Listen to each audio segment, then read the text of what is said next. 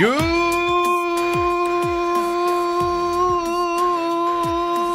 Wednesday morning.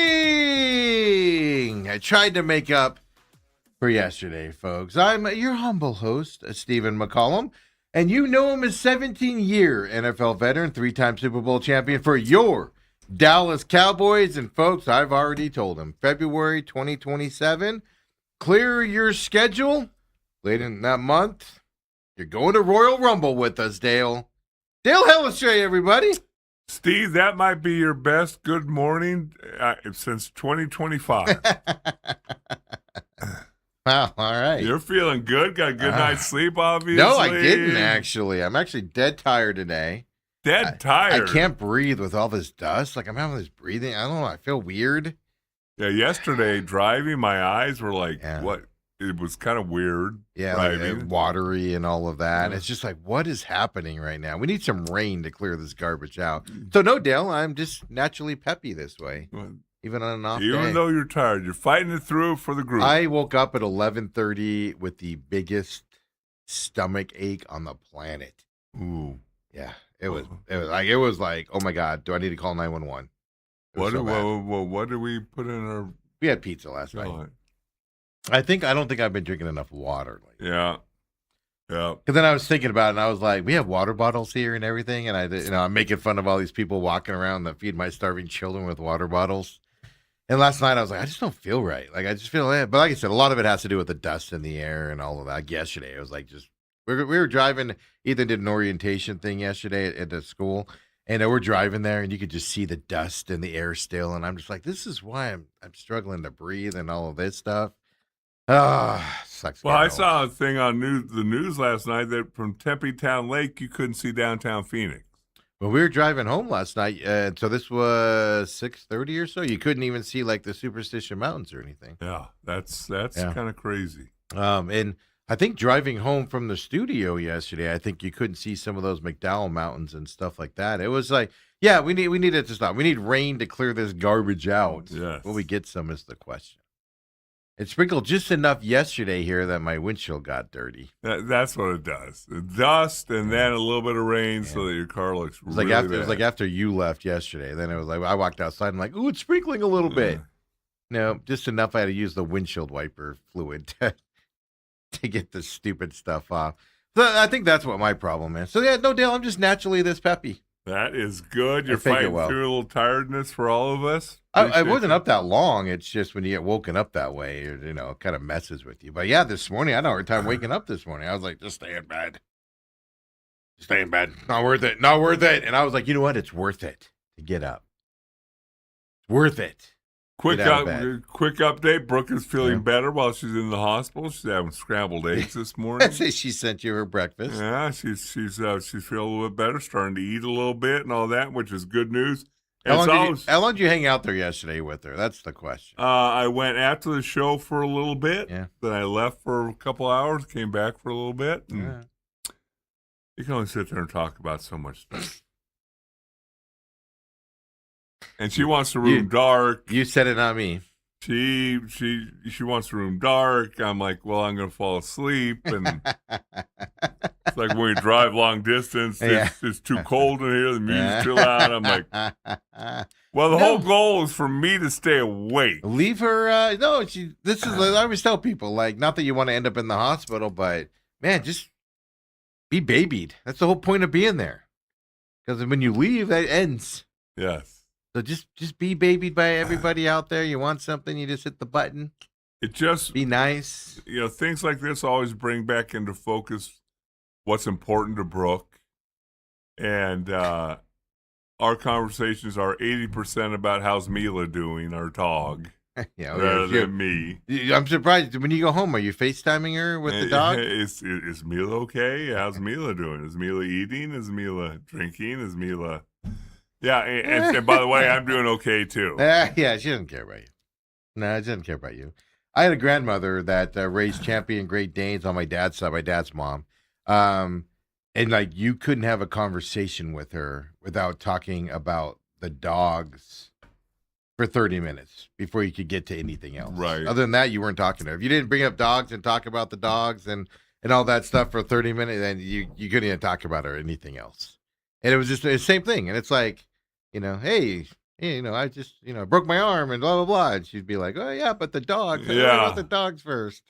Yeah, no, so I get that. Hey, dogs are special creatures, man. It's crazy. We as a family we play this game where you answer the question as you're the person. So Brooke's question was but my question was, what would you never say more please to? And I said my answer was kale, and everybody else tries to guess what you would say. And so we came to Brooke this one evening. What would be Brooke's last words? And I think 5 of the 7 people said, "Take care of Mila. Make sure Mila's okay." Nobody said. I said, "Hold on, am I still around or not?" No. The answer to that is no. You're not. You're not around at all. So no, it's probably right. Probably priorities are in the right spot. Probably. Well, I'm not gonna lie to you, Dale. If you didn't come in one day, my first question is, "How's Mila doing?" Who's taking care of her? So I can understand that. I mean, I hate to say it, but it's one thing that she has way too much in common with John Holmberg. Yeah, about dogs. Oh, and that's weird though, because John, it's just John. He's got to find something else to get that emotional attachment out there. Brooke's got you. So what does that say? Well, John did have a wife. He's got a couple. Yeah. A couple. Well, maybe that's the way. You love the dog more than me. How many times do you think that came out in a fight? Well, I met her a few times, and she's probably just as big a dog lover as John is. Oh, it makes me laugh out there. Dale, we got lots of news today. Yeah, we do. How's your ankles today, jumping out that Diamondbacks bandwagon last night? Oh, not one bit. I mean, Erod, he had an off night and gave us 6 runs or whatever, and they'll be fine. They're going to be fine. I saw somebody gave the Diamondbacks a B-. I want to say it was MLB.com. Gave the Diamondbacks a B- for their trade deadline. Did the Diamondbacks do something I don't know about? Well, Newt Bar isn't the deal, is it? Well, if you're going to sit there and just say, well, they didn't get a big name, then yeah, you're going to grade it an F. It was interesting because I mentioned this to Bruce Cooper yesterday. I said it just feels like to me, because they did the deal for Newt Bar at $5.45 or something like that, $5.50 or our time $2.50, whatever it was. They did it 5-10 minutes before the deadline ended. And to me, it just felt like they were like, get somebody, anybody, make a trade. So we don't do anything. It just felt like it was like an add-on deal, type of thing. I was watching some Jack Summers stuff from Diamondbacks on SI yesterday, and he was like, you could have gotten guys with better stats than Newt Bar for less, and things to that effect. So I just felt like it was an add-on. So I've seen a lot of people kind of feel like I feel about the add-on, the addition. Well, it was just like a throw-in, like just get somebody, anybody, and get me somebody while I'm waiting. That type of a thing. I don't know. No, it's not enthusiastic. And then you go out and you do that last night, and then you're like, "Oh, right. Brother! All right, here we go." Tell Marte's error, Dale. Tori excused it after the game. Mm-hmm. I swear you look forward to Diamondbacks losses more than you do wins. No, it's annoying. I wish they'd win every day. Okay.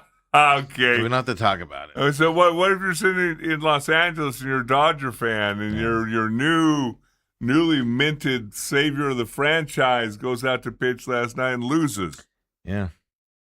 Now what are you saying? It happens. It happens. Where were the bats at, though, Dale? It happens, huh? You dominate the ace of the Padres, and then last night,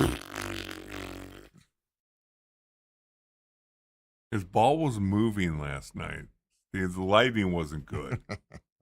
I mean, it's not all good. I mean, Scuba lost his Dodgers debut. That's what I said. Yeah. This newly minted, you gave up the entire farm for him. Yeah. and he loses. What are you saying if you're on LA radio? I know what you're saying there, and everything. Oh, you're saying what a waste of a pickup, garbage. Pitched him too early.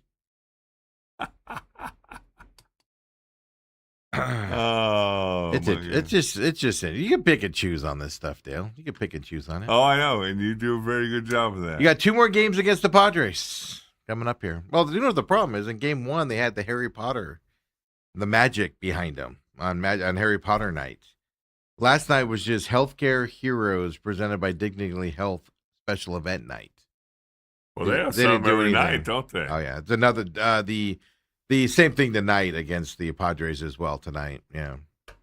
Not every night. Yeah, not every night, but they have something. My favorite part is on the 10th against the Rockies at home here. Construction night. Oh, are these for the construction workers that aren't fixing the AC?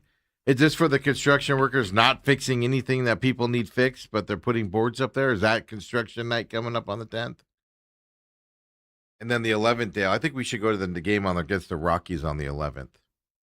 Pokemon Go night. We can just walk around staring at our phones and get our Pikachus and our... You and Ethan going to be there? Starzards and our... Front center, you get Ethan good tickets? Ethan's not we're not Pokemon people. Oh, you're not? No, we're not Pokemon people at all. But that's coming up, Dale. There you go. Pokemon night coming up. So they got 2 more against the Padres, and then it's 3 against the Dodgers? And then 3 against the Rockies. And here's your problem with the Padres, if you want to look at this, Dale. If you want me to be negative for a minute? You just were. You got the young guys starting now for the next 2 games. Mitch Bratz tonight, Coldrake tomorrow night.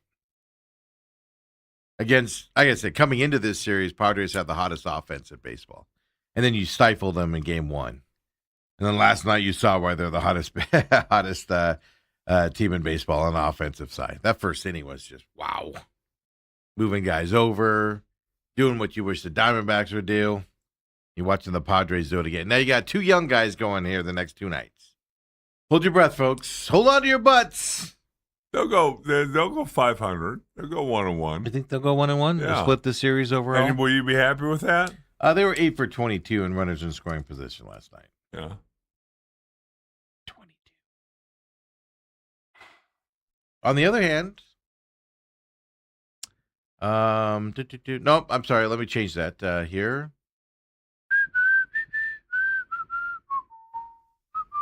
I'm just looking. Sorry. No. Oh, they were not 8 for 22 last night. Okay, this is interesting. I was going to say, they can't be 8 for 22. Didn't they only score? Yeah, I know. That was the Padres were 8 for 20. That's what made me double check it. Okay. On the box score, here's an interesting thing here. On the box score that I'm looking at from MajorLeagueBaseball.com, they don't list the Diamondbacks running in scoring position at all as a stat. Interesting. But they left 3 guys on base last night. Does that mean they went over? No, because they had guys at second. Or do they not report it anymore because we hone in on it? Yeah, Padres were 8 for 22 last night. They left 10 guys on base last night. Woo! It's hard to start a game with your ace on the mound when you're down 6-0 after 2 innings. It's hard to come back from that. With 16 hits on the day. Yeah, rough day for Erod. It happens. Teams do that, Dale. That is interesting. I'm even looking at ESPN and yeah, don't list it at all of a sudden. Do they go, stop listing runners in scoring position? That is kind of crazy. In front of 20,836 attendance last night. On a gorgeous night in San Diego. No, in Phoenix. I'm sorry. They were here. Yeah. Gorgeous night and dusty. Can't breathe Phoenix. Well, I'm Humidity sure. Phoenix. Obviously, there is no runners in scoring position for the Diamondbacks. And if you were 0 for 0, they would have that listed. It's like not even a stat line on the thing. Yeah. Right. By the way, 2 guys that I said need to be DFA'd got in the game last night. Ryan Thompson came into the game 1/3 of an inning. Gave up a run. Run charge. Seawald came in the game for an inning. Nothing there. He did get 1 strikeout for him. He got his ERA all the way down to 6.28, Dale. He's on the way back, Seawald. Steven. Seawald, yeah.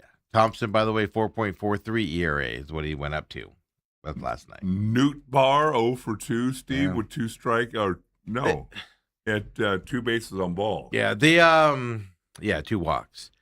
The interesting thing about that is he only had the two at bats. But Newbar's here to take Kepler's spot for the playoffs. That's the only reason they traded for him. They needed that left-handed bat if they make the playoffs. That's the only reason they traded for him. Well, I think he might be able to step in and replace that 218 batting average Of Kepler? Yeah. Your guy? You sure about that?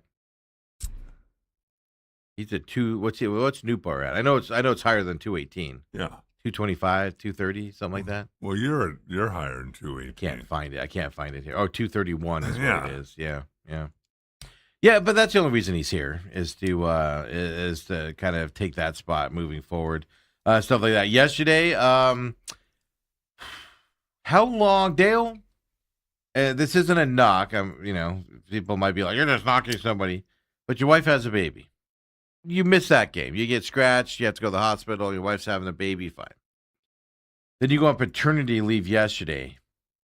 How long are you on paternity leave if you're the catcher? I just completely forgot his name. Moreno. Gabby Moreno. Well, I take it you're going to have maybe some family there. I take it that with a baseball player's salary, you probably have a nanny. Yeah. So you get there faster, don't you? Yeah. You get back quicker? Yeah. I might miss the day of and the day after, maybe, but then I'm gone. That would be yesterday. Yeah. No, that's a legitimate question. Everybody has different opinions. Some guys would be like, I'm not missing it anyway, and stuff like that. Now, they put him on paternity lists, right? So you could put Newt Bar on the roster without making another corresponding move. Smart thing to do. But it just leads to my question. How long is Gabby Moreno going to be out with the paternity? Is my question. And then at what point, as a fan, do you start going, come on back, Dagger? Like, he might be back today. I don't know. But that's the other side of it. How long is she going to be in the hospital? And the baby going to be in the hospital? Like, if they get out today, then maybe you need another day to adjust at the house. Not everybody can afford nannies like you. He's not adjusting. It's like She's for adjusting. him. Look, he had to sleep in that chair in the hospital. They're probably like the nicest hospital on the planet, too. They probably got Barker loungers in there. Oh, I would tell you this. If you do have a choice of hospitals, the Thompson Peak Honor Health, my goodness. We kept mistakenly calling it a hotel. Yeah. You walk in, it's gorgeous. It's pretty brand new. The rooms are big, immaculate, great. The nurses and doctors are great. Yeah. Always go to Thompson Peak if you have a choice. I'm going to be like, it's okay, my heart attack. It's all right. Take me to Thompson Peak. Yeah. Airlift me, Steve. Yeah, you got the money. Sure, that's an hour and a half away. Doesn't matter. Let's go. Let's do it. That's a new style with hospitals, though. They're going that route. Yeah. For the higher end ones. We're one day away from NFL season kicking off. Hall of Fame game. Yeah, the dream matchup. It's the matchup we've all dreamed of. Kenny Pickett versus Carson Beck. This was an interesting announcement yesterday because LaFleur wasn't talking to the media yesterday, but their team just put out that Carson Beck's the starter. Don't you announce that as a head coach? The day before, he said he needs another day to think about it, which is the stupidest thing I've ever heard of. Yeah. Really? You have no idea Carson Beck's starting that game, seriously. So he said he needed an extra day. I find it's not nothing, Dale, because you're going to say I'm sinister and I'm trying to read something. It's odd to me that the head coach didn't make that announcement. It's odd to me, isn't it? No. It's not. It's a freaking preseason game, and on top of that, it's a fourth preseason game. But Carson Beck's first start, right? And you want to see what he can do. things. I don't know. I find it weird. Coaches announce these things, man. You go in front of the media and you go, Carson Beck's going to be starting. We feel like he's ready to go in this. We were looking forward to seeing what he could do. And then you say Slovis is going to be his backup, and Slovis will get into this game and you talk about it. I'm telling you, Dale, go around the league. Coach, you don't hear about a starter without a coach announcing it. Kenny Pickett was announced by their head coach. I'm just telling you, it's a weird thing, man. I don't know what it means, Dale, but it's a weird thing that it wasn't announced by the head coach. No wonder, it was announced by their social media team. No wonder why you're always so tired. You're rooting around, you're digging, you're just trying to find something to be negative about. Who cares who announced it? Think about it. Well, it's like in baseball. Managers go out and take you out of the game. Yeah. It would be weird if a pitching coach went and removed you from the game. Head coaches announce starting quarterbacks. Period. End of story. Yeah, and throughout football's history. You're trying to make a big deal out of this. No, I'm not. I'm saying it's weird. I'm saying there's nothing probably to it. I just find it weird. That's all I'm saying. I find it weird. You don't, obviously. Okay, who out there finds this weird along with me? Give me honest here, people. Robert says, not the first time Hazen got taken to the cleaners by the Cardinals. I'm old enough to remember the Goldie trade. I did see a lot of that online yesterday as well. Yeah. Robert said D-backs had no runners in scoring position. I know, but that's what I'm saying. I thought they got somebody on second, but I'm obviously mistaken on that. But even 0 for 0, there's usually, I thought there used to be a stat line, so obviously not. But for some reason, I'm thinking there was somebody else. This is how bored I was by the game yesterday, folks. I made up that they got somebody on second, apparently. Well, was it just guys got to first base and then 2 home runs, and that was their 4 runs? Maybe that was it? No, the runs were the home runs. Right. I know. With the guy on first. But that's saying nobody was on. I know nobody was on in scoring position when those home runs were hit. That I know. And then he says, he said Newbar did have 4 times. Walks aren't considered that bad. Well, I know that. But the interesting thing about that, my bigger point on the Newbar thing was, did anybody notice him in the game yesterday? That's all I'm saying. Anybody notice Screwball? Oh, no, the announcers last night were just like, Screwball this and Screwball that, Dodgers this, Dodgers that. Yeah. All they talked about. Did any Dodger fan notice him in the game other than they threw a big up fat L? Getting lit up out there? Jeez. By everything? No, they noticed it, Dale. They were mad about it, too. They're like, we did what? We traded for what? Send him back. I don't know, the Screwball thing cracks me. I love when you trade for somebody big and then he just lets you down right off the bat.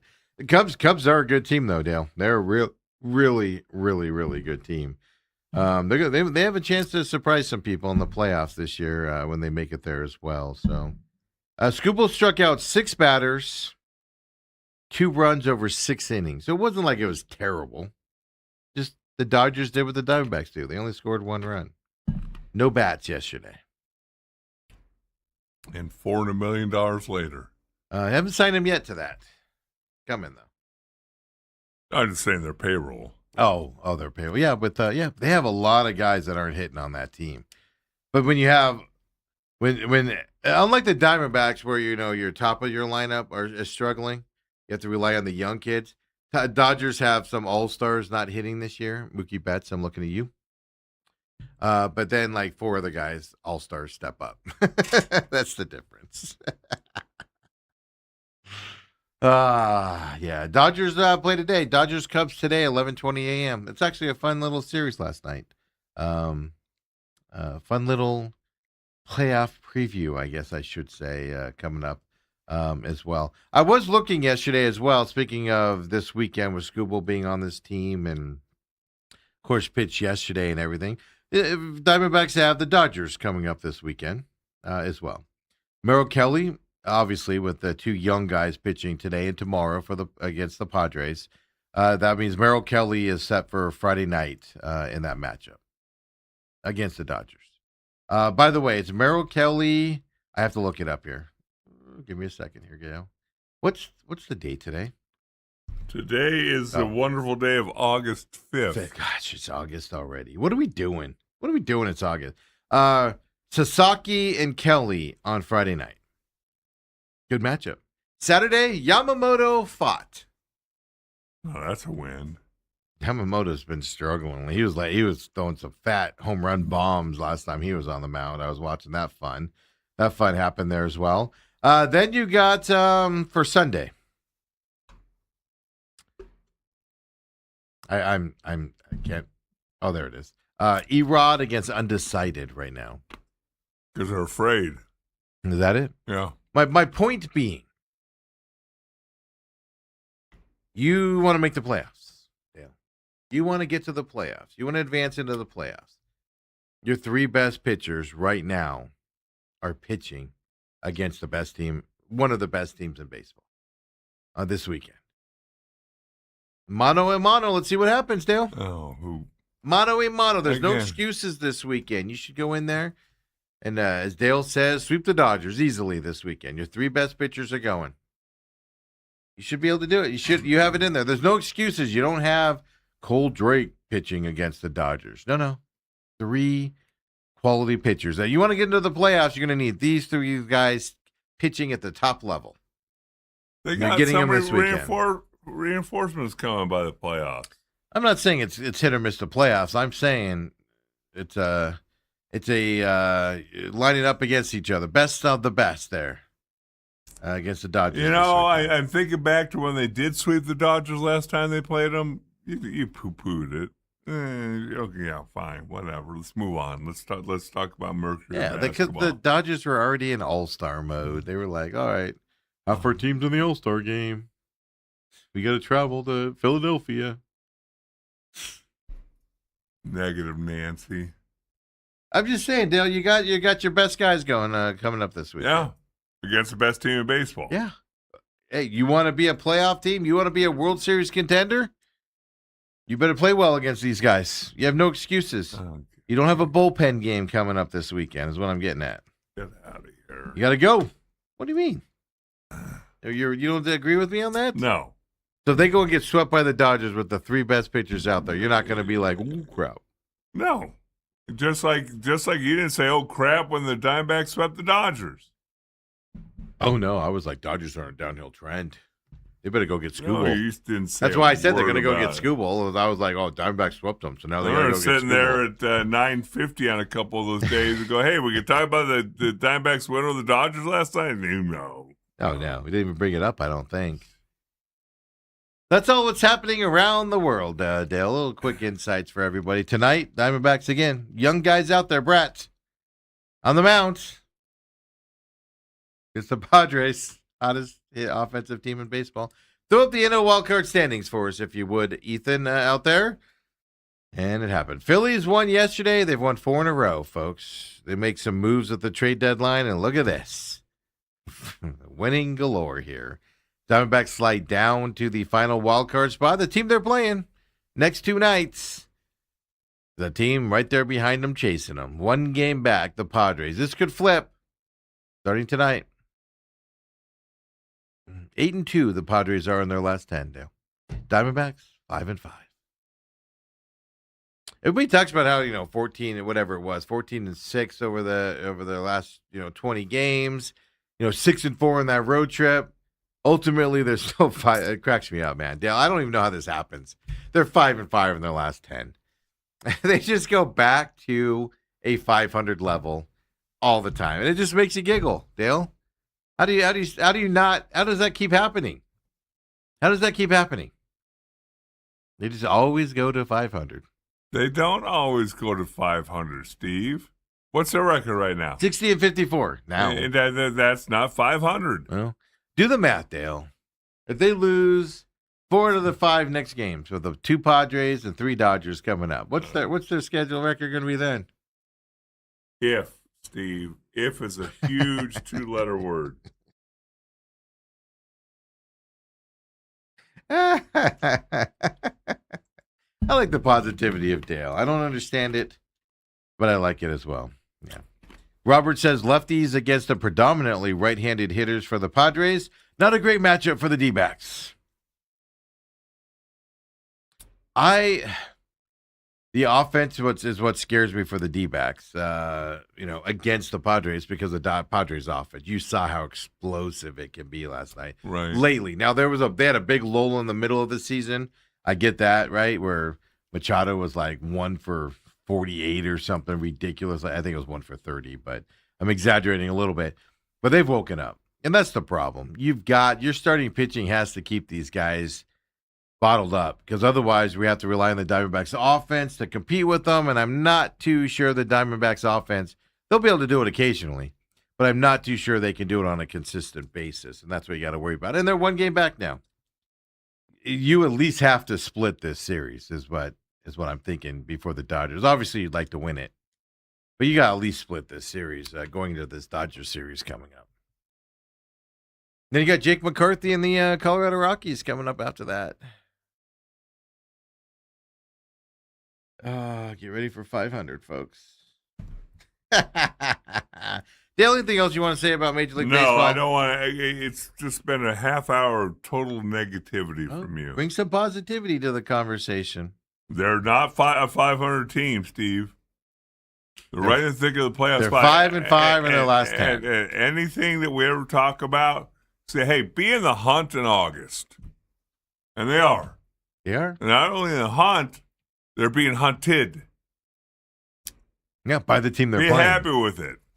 Hey, when we come back here. Yeah. Dale, you ever want to be an offensive coordinator? Have I ever wanted to be? Yeah.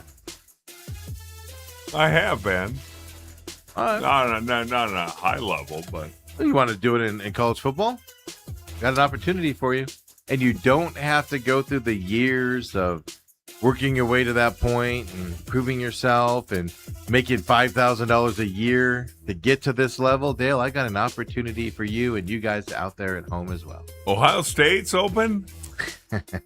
They would pay attention to you. No, we'll talk about that coming up. Liv claims they have something. We'll see if that happens. Is the death of Liv premature? We'll talk about that coming up as well. And then a legend out there that Dale just laughed at. Brock Lesnar officially retires yesterday from WWE. Not even sports. Get into our tribute here with Brock Lesnar. Oh, brother. Yeah, because Liv is sport. And baseball's a sport. Wow. Guys eating donuts and throwing errors to Del Marte. Come on back, folks. Main event.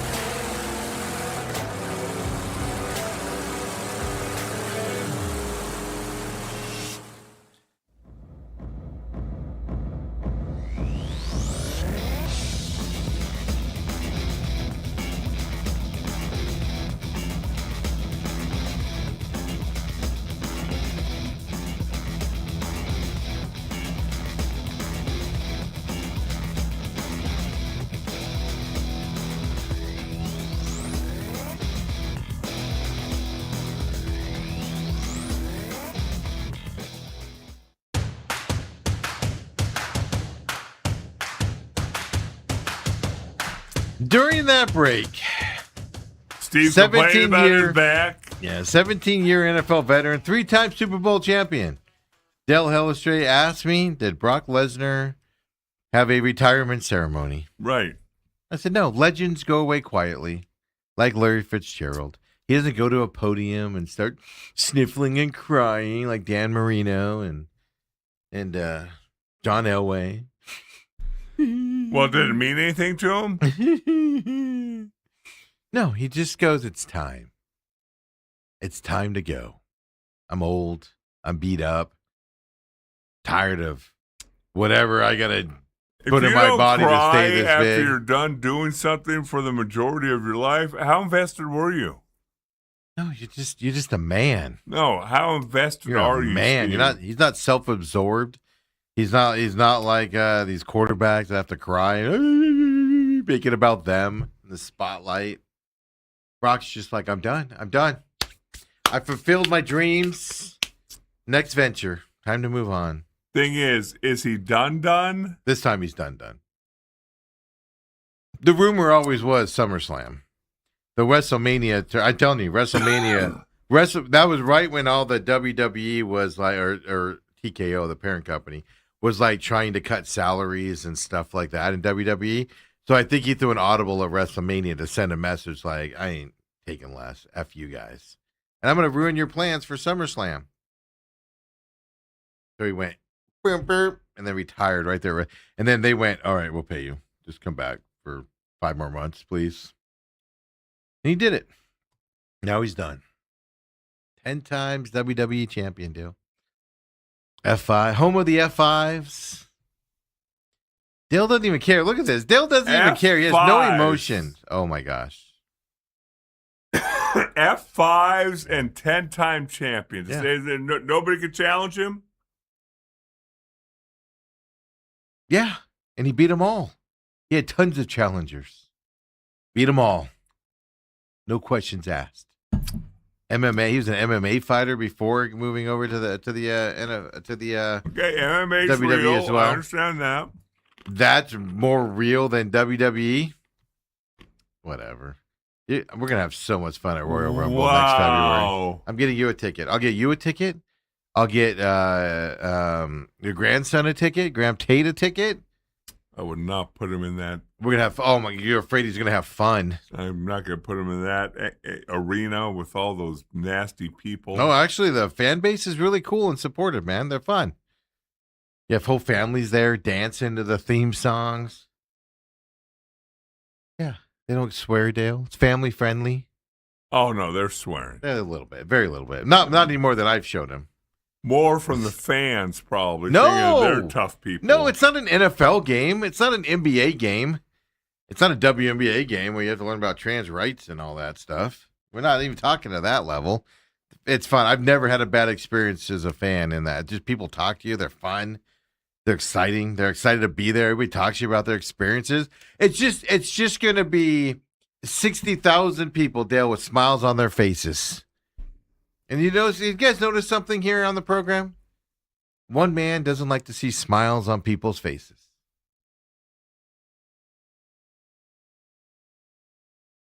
Not going to name him. You just sit back down and you just look around. Where is SummerSlam? You mean Royal Rumble? Royal Rumble. State Farm Stadium where the Cardinals play. Oh, it's here? Yeah. Oh. That's why we're talking about it. I'm not going to pay for you to travel to go see it. You wouldn't fly me somewhere? Yeah, I'll fly you to Glendale. The Glendale Airport. You can land there. Helicopter. Ooh, helicopter. Yeah. Maybe we can have you land the helicopter out there. Yeah. Then go WrestleMania in Saudi Arabia next year. You want to do that? Riyadh? Want to do that? Absolutely not. Royal Rumble coming up. No Brock Lesnar, though, next year in the Royal Rumble, folks. So who's the new guy? Well, Femi's taking his spot, as a big dude and everything like that. But yeah, he just said that's it. Literally, he retires. He goes, that's it. I've done it long enough. Time to move on. That's an amazing retirement speech. He doesn't go on this big tour where he gets golf clubs like LeBron's doing this year. And everybody love me and tell me how great I've been for the sport. Tell me how loved I am and how much I'm going to be missed. Tell me this. Tell me that. And Brock Lesnar's just like, done. I'm old. He's 49 years old, by the way.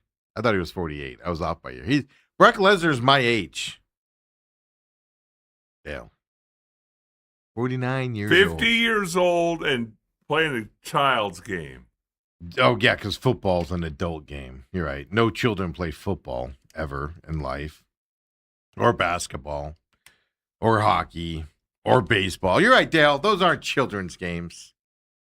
When's the last 50-year-old real athlete? Tom Brady. Is that Aaron Rodgers pushing 50 now? 42. Hey, each year after 40 counts like 5. Yeah. And Brock Lesnar made it at 49 years old. He He was at the height of his career on Sunday at SummerSlam. Brock, can you walk out to the ring? Yes. Oh, he probably. I want money. His body's probably just beat up beyond belief, man. Is there drug testing in the WWE? There is, actually. They got nailed on that for one time. But we all know that with advancements these days, there's legal substances that people take. That's the thing, to be that big at 49, folks. I'm sorry, that's not natural. You're pumping some legal stuff into that system to stay that big. Illegal. No, it's probably legal. Brock wouldn't do that. He wouldn't do that at all. His exact statement on the Pat McAfee show was, "I'm here today to let the world know that I am retired. Saturday was a very emotional day for me. It was kind of weird. When Obafemi slammed me at WrestleMania, I said, I can't do this anymore. I think I'm done. But the business called, and I still have some fuel in the tank. The business called, and the fuel was, we're going to keep paying you large sums of money to come back." Then he said, on Saturday, for Brock Lesnar, that's it. That's it for me in the squared circle and everything else. Boom. He just probably threw down the microphone and walked off. Squared circle. Did I say squared circle? Yeah. But it's Yeah. like, So how did he. stupid Yeah. is that? A squared circle.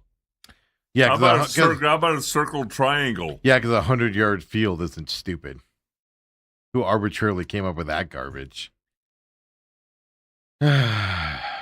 Wow. Two-time All-American, two-time Big Ten champion. He won an NCAA Division I national championship in wrestling for University of Minnesota Okay. in 2000. Legitimate. Then he signed his pro wrestling contract after that. And, of course, did some WWE after that as well.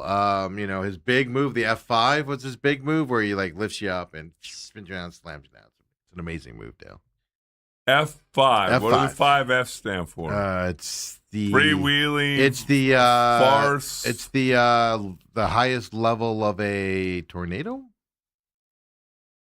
Most devastating. I almost said hurricane, but it is a tornado. Is calling that. His big thing was when he beat The Rock back in 2002. It's his second year on the roster for WWE there as well. That was his first of his 10 WWE World Championship belts. He beat The Rock.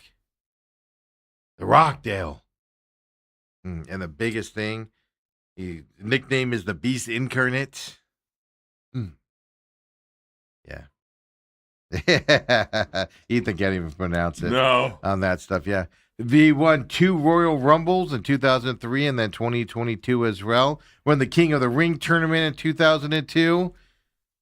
Even won a ladder match there, the Money in the Bank back in 2019. He climbed a ladder, Dale, to get to the top and take that Money in the Bank case there as well. Yeah. He even ended The Undertaker's 21-0 streak in WrestleMania matches. Brock Lesnar did that, Dale. You're spending more time. He went on. He went and played. Left the WWE early in his career. I want to say 2003, 2004 timeframe for the Minnesota Vikings. He appeared in several preseason games, of course, and was released shortly after that. I wonder why that is, Steve. They're not bad enough to play the sport of football. He was like, if I'm going to play a scripted sport, I'm going to go where I'm going to have some fun playing a scripted sport. That's what he said. Yeah. You're just like walking right into it. He did mixed martial arts there. He won UFC heavyweight championship in his 4th bout. Beat Randy Couture, of all people, that legend, back in 2008. This isn't somebody that's just like, oh, he sucks. He's talented, man. Talented. God bless you, Brock Lesnar. Was that a German salute? That was the left one. Did I do it right? I do There right. you go. Cameras are backwards. I get confused. Brock Lesnar retires at age 49, Dale. Spent 20 minutes on a fake sport legend. All right, well, let's go to another fake sport. Live golf. I thought you were going to move right on to Larry Fitzgerald and put in his fake sport that he played? A compilation of 20 minutes of him. How fake is the NFL, Dale? How fake was that? How fake was that catch the Super Bowl running right towards Steve like he was going to jump into your arm? That was the other side of the field, but he was running right towards us, yeah. How fake is the NFL? Larry Fitzgerald is second in receiving yards with Max Hall, Skelton, all these quarterbacks that you go, who? Throwing to him. Scripted as can be, Dale. Imagine if you'd had Warner, Carson Palmer as his two quarterbacks his whole career. Or Steve Young and, Jerry Rice. I'm not Jerry Rice. Steve Young and Joe Montana. Oh, my God. I saw Joe Montana a week ago or so, a video of him. Oof. Football has not been kind to him. He's always been in shape and everything. He can barely walk now. He was walking very, very. I don't know if he had a recent surgery or whatever, but I was even like, ooh. Well, he's got to be, 70? He's got to be almost pushing 80, isn't he? No. I mean, he was playing while I was playing. Yeah, but Notre Dame, he had those 4 years in Notre Dame, he couldn't leave early. I think 81 was when he was drafted. How old is he? 81? I was drafted in 85. Yeah, so he's 4 years older than you, roughly. I think. Oh, he's only 70 years old. 1956. He's always been one to be in shape, even after his pro career. And I saw a video of him walking, and I was like, oh, no, not Montana. Not Joe. Maybe he got some body injuries when he was throwing his jersey down on the coach's desk to get Rudy to play in that movie. My favorite part about Joe Montana, for those of you too young to know about Joe Montana, I still think he's probably the best quarterback to ever play the game. Now, obviously, Tom Brady has more Super Bowls and those records there. But in terms of pure quarterback, to me, Joe Montana is that guy still. Because of talent, what he could do on the field, that type of stuff was just amazing back then with that offense and what they did and everything. But one of my favorite things about Joe Montana is that movie Rudy came out. And because he played on Notre Dame at that time. And he just came out and was like, that never happened. That never happened. This is stupid. That never happened. We never did that. Dumb. He just calls out the whole movie as stupid and fake. Well, I mean, if they make it like it's real life, it's probably not worth watching. It'd be boring. Yeah. It was very dramatic with all the players walk in and go, Rudy could have my jersey, and then you're an All-American. You're an All-American lineman. How dare you do this? And the next player does it. It's more dramatic that way. But I guess it didn't happen that way. But that's one thing I love about Joe Montana. He's actually annoyed by this story of Rudy. Everybody else was like, oh, it's such a great story. And Joe Montana's like, that kid was just a thorn in my side. He didn't say that, but you could just tell that there's like an annoyance with how much press he gets and all that stuff from his Notre Dame games and stuff like that. But I don't know. I got sad, Dale. Yeah, well, I saw him walking. He's only about 6 foot tall, I think. He's a smaller guy. Yeah, he's not. Well, that's what made him so great. In my opinion, that's what made him so great. Not a prototypical. The way he threw that ball to the back of the end zone for Clark to catch, the way he handed it off to Roger Craig,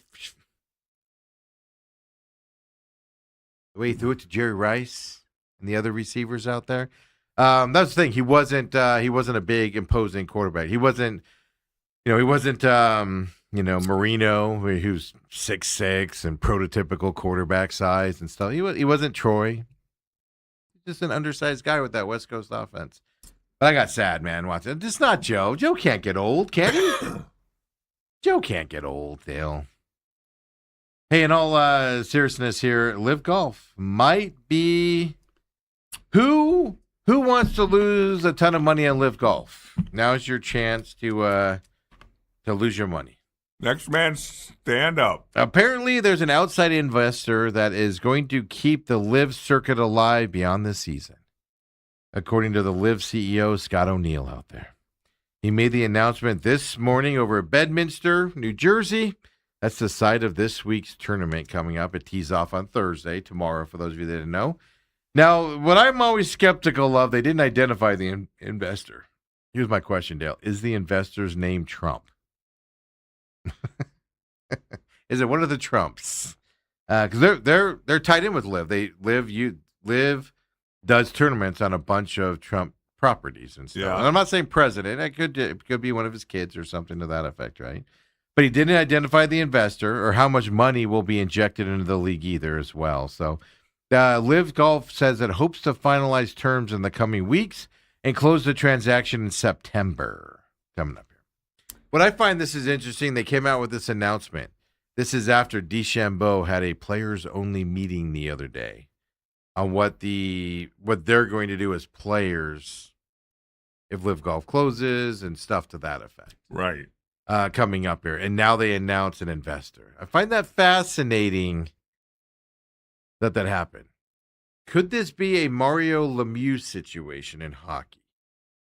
If you don't know that situation, he was owed a crap ton of money by the Pittsburgh Penguins when he was playing in his career. Okay. And they were filing for bankruptcy, which means his contract would be void and he wouldn't get any of that money.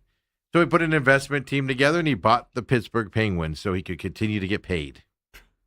Okay. Could we have a players-only meeting in Live Golf, and now an investor has signed up out of nowhere a couple days later? Could we have that type of a scenario here for Live Golf? I throw you away, Dale. I mean, I was reading DeChambeau alone, his $250 million he's still owed like $150 million of that. So they didn't get that money up front. He's not alone. A lot of these big-name guys are still owed tens of thousands of dollars and stuff like that. And here's the deal. Liv was seeking $250 to $300 million to keep the league alive for next year. Yep. And everything. Well, and it's interesting because the PIF reportedly spent over $5 billion for the last 5 years. Yeah, basically $1 billion a year. So basically, they're looking for a quarter of the funding that they were overspending. They were just like, oh, flags. Get the most expensive flags you can get because we have the money. Yeah, they overspent because they had the money there. Liv did. They're going to have to obviously pare that back and stuff like that. So, but I don't know. I find it interesting on that thing. Like I said, I read between the lines and stuff like that. You know, you love to read between the lines. DeChambeau and players only meeting at Bedminster yesterday. Today, we have an investor, folks. But what are they going to do? You could turn your $150 million you're owed into an equity deal. Maybe. Hey, instead of paying me this money, we'll invest it into the company, and I have an equity deal with you to keep it alive. You don't pay me out on it, but now I'm an owner. Now I'm an investor. Huh. You do something like that. I'm just saying you go from, basically what you're going is from spending $1 million a year to $250,000. Yeah. So is that less tournaments, less prize money? They say they're only going to pay, well, the prize money would be the big thing cut, right? You would imagine. But they said next year they plan to play 10 events in 2027, including 5 team majors at international sites. Here's what you do is you stop traveling internationally because that's very expensive. Right. Like next year, they want to go to Australia, South Africa, England, Hong Kong, and Mexico, which they played in Mexico and stuff like that. And then they're going to have 5 team signature events in the United States on top of it. You'll spend less playing events in the United States than you will in South Africa and Hong Kong and those places. Right. Remember Mexico? Mexico was the course where the grass was all, spotty and dead in areas, and all the players were complaining about it and stuff like that. So, so I don't know. I'm just skeptical on that news that they have an investor. That's all I'm saying. All I'm throwing out there. What a coincidence after a players-only meeting yesterday. Dale, I know you poo-poo my thoughts all the time here. Well, your negative thoughts. Is that a positive one? That's a realistic one. Yeah, I don't understand. Again, if you're going from spending $1 billion a year to $250 million a year, very hard to do that. Yes. Yeah. It's easy to go from $250 million to $1 billion. We got to keep in mind, like, they don't have sponsors. You know, like PGA Tour makes a lot of money off of Timex and Buick and all that. They make a ton of money on those. That's why you watch so many damn commercials. Yes, and stuff like that. So the Live doesn't have that. Their sponsors, they have sponsors, but they're not at those levels and stuff to that effect. You know, but then also they don't get the people. PGA Tour, if you don't know, most tournaments are capped for how many people can enter the grounds. Right. But there's reasons for that. It's because they make enough money off of that to do it. Live Golf doesn't cap them, and they can't get people to show up and spend the money for the tickets and things like that. They give a lot of tickets away for a lot of their tournaments and stuff like that. So, you know, it's fascinating. But I can tell you this, like, one of the things I always found funny, like when I left Sherwin-Williams, right? I had an expense account. I had all this stuff. And you leave Sherwin-Williams and you're used to, you know, the finer thing. You're used to fancy restaurants at night and for lunch. And, you know, I could buy this. Just put on my expense report, whatever. Except for that guy that worked for you that always ordered an expensive lunch. Stuff, yeah. I lost that one. What's his name? Brian. Look at you, Brian. I'll even go a little farther. He lives in Prescott Valley now. Really? Talking about you, Brian. Hey, I got lunch today. All right, give me the filet mignon. It was always like Olive Garden. It was always like the shrimp scampi or something. And I'd look at the price and be like, really? Really? Is it? Do you eat that normally? He goes, no. I normally just get the cheap salad, the cheap pasta. But no, so like you'd leave that. And then I had a couple other people that left it, and then they came and worked for my investment company and stuff like that. And the hardest thing to do would be like, guys, you can't be going out and spending that kind of money for lunch. Right. Because you're just used to doing it. Oh, the company will pay for it. No. We don't have billions of dollars like the Sherwin had, man. This company doesn't have that kind of revenue. So my point on this story is going from $1 billion, like you said, a year to $250 million. It's hard to cut back at that level. Everybody's trained to just do that other stuff, and it's hard to pull that in and rein that in, man. It'll be interesting to see there as well. Ann says, I work in a hangar with a helicopter company in Scottsdale. I can talk about pricing to help Dale get to Royal Rumble. That would be interesting. I wonder how much it costs to rent a helicopter. So now this was 30 years ago, so it's probably not pricing. One time NASCAR was here in town, and I was in college and I worked at a hotel. I worked front office and I worked concierge in a fancy hotel. That was my college job. And you would get things as a concierge because people wanted to wine and dine you. So I've been to restaurants and hot air balloon rides and stuff for free because they want you to experience it so you could sell it to out-of-towners that come in, that type of stuff. Hey, I want to do this. So I had an opportunity one time, Dale, I've done helicopter rides in Hawaii and stuff like that. Yeah. But I had an opportunity to do that. Literally I literally went to Sky Harbor Airport, into the executive terminal, hopped in a helicopter. They went and they dropped me off on the grounds. We got off the helicopter, walked into NASCAR. No cars, no parking, no nothing. It was fantastic. And back then, the going rate for that, because it was NASCAR weekend and with all the rules and regulations. Now, this was before 9/11, so I don't know if the rules have changed. But the price on it was going to be like $1,000 if I booked it myself, a person. But keep in mind that NASCAR is a big event, right? And there's people that do that regularly, where they land at Sky Harbor, hop on a helicopter instead of renting a car or getting a ride out there. They'll just hop on a helicopter, fly out there. Helicopter picks you up afterwards, takes you back to the airport, and you fly off. It happens. Waste management, it happens. Stuff like that, it happens all the time. And stuff. I want to say it was $800 or $1,000 per person on a busy weekend like that. Is what it would have cost. It's lunch. No, I'm not saying it's not worth it. Dale, you and me on that thing, though? Weight limit. I remember last time I was in Hawaii, we took a helicopter tour, and they made me buy 2 seats. because of the weight. I pushed it over the weight. And that was back when I was in shape, folks. Yeah. They couldn't sell the extra seat because the weight was at the limit, so I had to buy 2. You throw fit? No, I loved it. I had an extra seat in there. It was beautiful. We weren't all crowded in there. Otherwise, we would have been crowded.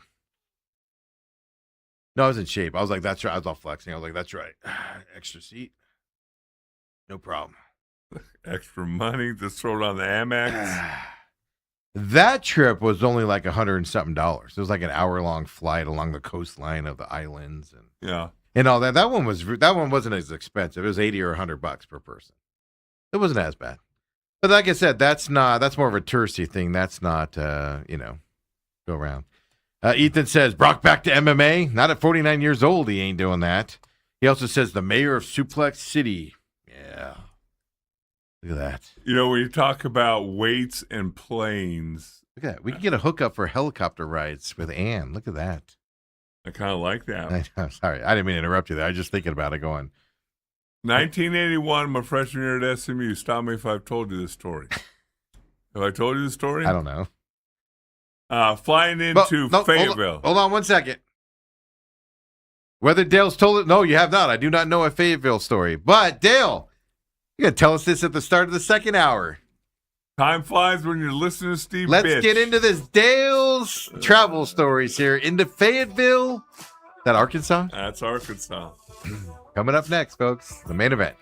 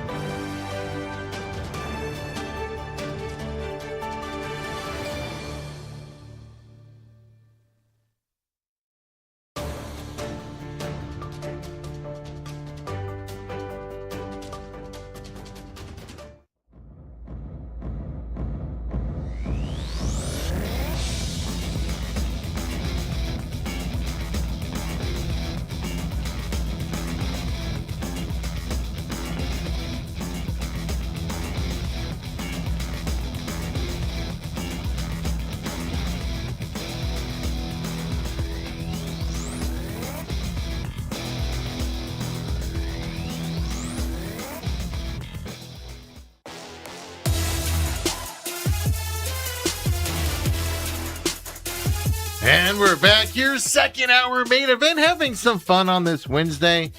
Right, it's depressing with the Diamondbacks. Cardinals camps. We're just waiting practice this morning. Full pads, Steve. LaFleur had his pre-practice press conference at 8:30 this morning. We found out Jeremiah Love is not going to play tomorrow night in this game as well. Oh, Steve. We why found that out why are you going to watch tomorrow? Hold on. So LaFleur can announce that Love isn't going to play, but he can announce Beck is going to. Again, weird. You coaches usually announce these things, not the social media side. But folks, don't forget, follow us live on TME Media AZ on YouTube. Right now, we're live every day, 8 to 10 a.m. On demand after that on YouTube. Of course, over on Rumble, rumble.com/user/TME Media. Favorite podcast systems. As soon as we're done, we get it posted there as well. For those of you that would rather listen to it, text us 623-252-6670. Of course, at TME Sports Show on X. Hit us up there as well. Join the YouTube chat like everybody does as well. Hit us up there. And Dale, we were leaving last hour, and we're talking about helicopter rides and getting around and all of that stuff, because we're going to get Dale a helicopter ride to Royal Rumble next year in Glendale to get him there and buy him the ticket. And you can even bring a guest, like I said. It'll be fun. And then Dale wants to tell us a story about travel one time. Dale, story time with Dale. Well, I've been on a helicopter a couple times. I did the weather in Dallas back when they used to do the weather. They don't do weather helicopter. anymore? No, They I do. mean traffic. Traffic, yeah. They flew. That's why I was making funny. I was like, don't you mean traffic? Yeah, you flew around the helicopter and traffic? Yeah, and I got to do that one morning. Did you actually report on it? Yeah. Really? Yeah, back up at I-35 heading north. And we see there's an accident on the I-14. We're going to go over there and fly over it and check it out. We'll report to you here in 10 minutes. Traffic's on the 10s. I didn't sound like that. Much more sophisticated. It's all... His Dale's talking. So, Dale, as you talk, I'm going to do that helicopter noise. Yeah. and I have went over Hawaii and the beaches there and all that stuff. So that's a beautiful helicopter, right? Yeah. But the Arkansas story. So freshman year, we're going there last game of the season. SMU. SMU playing Arkansas. We're playing for the Southwest Conference Championship. So we go to the airport, Love Field on Friday, and they take us out to the tarmac. And there's 3 prop planes. Yeah. It's not a long trip from Dallas to Fayetteville. No, it's not, but it's a very small, but it'd be about a 10-hour bus ride. Oh, okay. And so they're flying flight. us. And I believe it's Fayetteville. Little Rock's a bigger city, but Fayetteville, you can't land a jet. So they have to break us up into 3 prop planes. And they go by weight too, right? Are you going to let me tell the story? No, I'm just saying. So we get off the bus and go out there, and there's a scale. And you literally get on the scale. I stepped on your story. That's hilarious. 300 pounds, that plane. 300 pounds, this plane. 300 pounds, that plane.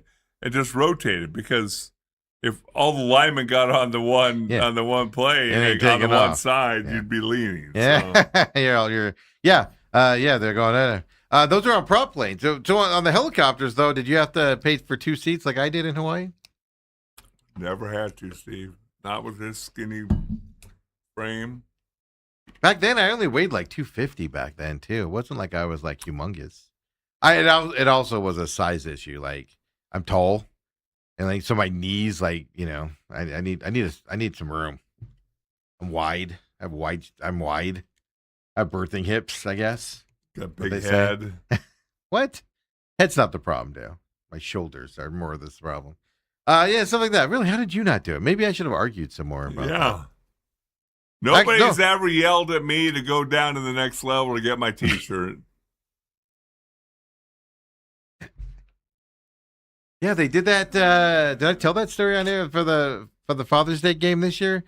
The lady, I did tell it on there, and she hands it to us, and she goes, if you need to exchange it, you go to over here. She handed it to me, but she said quietly, if you need to exchange it, you go to this section. I appreciated that instead of yelling it from hundreds of feet away as I was walking in. Hey, Tubby, you're down a level.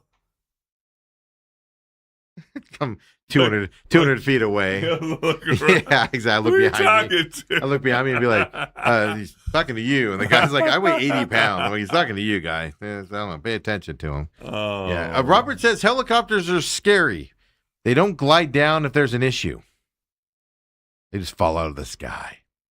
It's actually fascinating. They will, because the rotors will still spin as long as you have air flowing through them. And then you can still control it. Where you see them fall out of the sky is like when something breaks off or something. Right. Which is, by the way, the same thing about an airplane. If something breaks off an airplane, you're the same. Brooke always wants to be in the front, and I say... Of the airplane or the helicopter? Of the airplane. Yeah, well, first class, Dale. And I said, you know what? If the plane crashes, we're all going down. That's the thing. It's like doesn't matter. You never see a plane backing into a mountain. I used to have somebody that would say that to me all the time. He goes, I always sit in the back of the plane. It's like, why do you sit in the way back? You never heard of a plane backing into a mountain. And I'm like, I've also never heard of the back of a plane not collide with the mountain if the front does. I watched that movie Alive. They all crashed at that point. Yeah. So.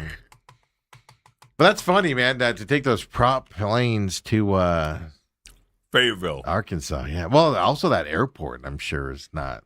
Well, that's what Back I'm saying. then, I'm not sure Fayetteville, but you were landing 737s in Fayetteville back then and stuff like that, which didn't exist back then, by the way.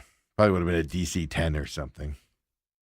And stuff. Yeah, but no, that's the best part about it, man. It's like the time I went. We were on a cruise and we did what's the thing where you sit on the thing and it's zip line, and there's a weight limit of 250, and I was like right there. I was like in shape. I was back when I cared, and I didn't give up on life yet back then.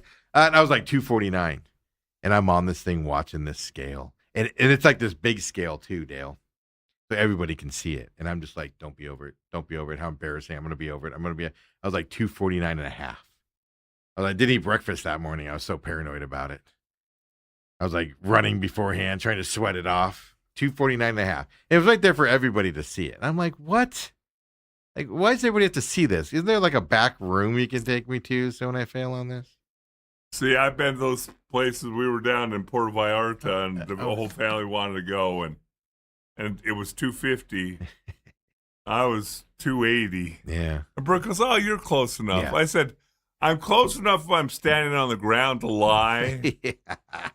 not 100 feet up in the air." Well, that was the thing. Nobody thought I weighed 250 back then, because I was in shape.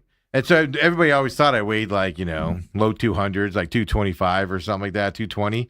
And I didn't. So I could have lied, like you said, but the second there's a scale there, it's like, yeah, there's no lying on that. I'm like trying to like a foot off of it a little bit, like on the ground a little bit. I'm not messing when I got to be up in the air. But it was fun. Then that was fun. You like went out over the bay. I think it was Haiti. Well, look at you. I think it was Haiti. The life you've lived. Right across the bay there and everything. It was fun. It's funny when you talk about the scale right there in front of everybody. In Buffalo, it used to be one of those grain scales to where you step on it. It starts zero and it go around. That's what this was in Haiti too. It was like this big circular thing. Yeah, that's what it was. It goes 0 to 300. We had this guy named Howard Ballard. We call him House or Hotel. And he would go 0 to 300, and then there's a space about yay big and at the bottom, and it'd go around to like 10. Yeah. And he said, I'm 310. Yeah, that meant something. It's like 310, but what about those 25 pounds in between? That meant something. Those dots meant something when you do it and stuff like that. I know somebody that played D1 college. I worked with them at an old company. I played D1 college football, and he would go to this weight loss place just to keep it, because he's a big dude to begin with, Samoan type guy, right? Just big guy to begin with, but he's trying to keep his weight manageable and stuff like that. So every time he went to this weight loss place, he had to go next door to the gym and get on their scales because the weight loss place couldn't handle his weight. He looked like he was like, if he would have told you he was 300, you would have questioned it. He looked lighter than that, but he was weighing in at like 360, 370, but just built. Really? And stuff. But yeah, you always had to go next door to the gym and get weighed in on one of those like hand, because the weight loss place didn't have. And I was just like, dude, I wouldn't do it. I wouldn't do it, man. It's embarrassing. I wouldn't do it. Is that the guy you said reminded you of me? No. But you never look. He'd tell you his weight, and you'd just be like, "There's no way you weigh that much," and stuff like that. But it was just funny. And I'm always like, I wouldn't do it, man. I wouldn't walk next door and ask to use their scale. I just wouldn't. I'm too big for their scale. Can I use yours? You got that one scale with the things that you push across type of a thing on top of it. Oh my goodness, having some fun here as well. But Dale, I call plays all the time. College football, 27. I've been calling plays on that. Me and Ethan are 1-1 on the season, playing each other here and everything. And I do a pretty good job of it. Okay. All right. This is interesting because I've not seen this. For the home opener coming up for Akron, University of Akron, home opener, they're going to let one fan serve as the offensive coordinator of the game. Here you go. One lucky fan will be able to script the opening drive in the home opener. Really? Yeah. Extra chance to win with every new season ticket holder you refer to buying season tickets at How much do you think season tickets are at Akron? Probably cheap. Don't you think they're probably under $100, right, for the season?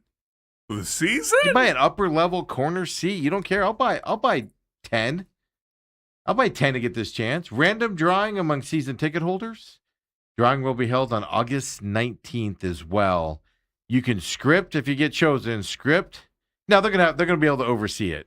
Obviously, I would say they're not just going to cold turkey let him walk out on the field or her. No, I have a feeling you're not even on the sideline. You're during practice week. You're probably scripting the plays, and you could probably be at practice to see how they work out and stuff like that. And usually, the first 10 plays in a game roughly are scripted, usually by offenses, meaning you run those plays no matter what. Right. When you go out there, that's why sometimes your offense look disjointed early in the game because you're like, "What are you doing?" But there you go. Akron, University of Akron-Dale. Buy season tickets.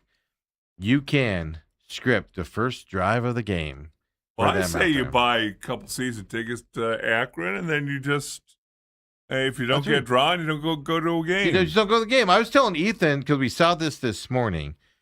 Remember when ASU with Dirk Cutter, they played LSU? They played LSU one year. That was when the guy that was a big flop, Jamarcus Russell, was on the LSU team. And ASU did this thing where you couldn't buy LSU game tickets by themselves, but they put them in the season ticket package. Okay. And I want to say the season tickets were like $88 for like upper level corner. So I remember distinctly talking to an LSU fan who was from that area, I think from Houston, actually. And a lot of them did this. They bought the season tickets. And even if it was $108, doesn't matter what it was. Right. It was cheaper than buying one ticket to watch LSU play in their home stadium.